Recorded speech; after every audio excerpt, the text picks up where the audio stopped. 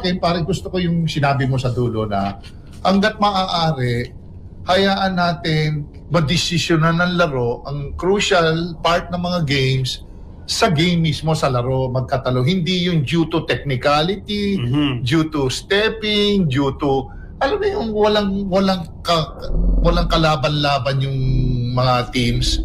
So nakita ko diyan pare, nung ni-reverse nila siguro meron pang natitirang how many less than a minute na ni-reverse yung tawag, very painful sa sa koponan ng San Miguel. Ang gusto kong balikan dito pare is yung ano ba yung hanging onto the rim, yung goal interference. Kasi gusto ko medyo balikan yon na alam mo ba ang hirap ng dunk pare? Hindi ka pwede kasing, ako parang nakatandang naman tayo dati, hindi ka naman pwedeng dumang kasi ng bola na kamong hindi mo kahit papano slide na bibirahin ng konti yung ring eh.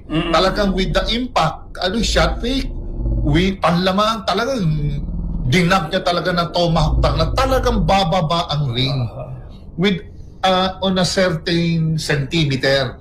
Kasi pare, kung talagang lalambitinan mo yan, as in, talagang hahawakan mo ng dalawang kamayan or isa, pero with that situation, with that instance na go ahead basket yun, panalo, panlamang, pampanalo, I don't think iisipin ni Mohotao Tua na mag-goal interference o lambitinan niya yung ring. Oo, tama. So, very gray area yun. Sana, balikan ng PBA ito na ano ba yun? Kasi pare, alam mo, ang daming malalakas dumang. Kay Soto, kung mga players natin, grabe ko sumalampak. Kung i-goal interference mo yung kada ganon, malilito ang mga player. Kasi yung iba, ang kumadang, pitik lang.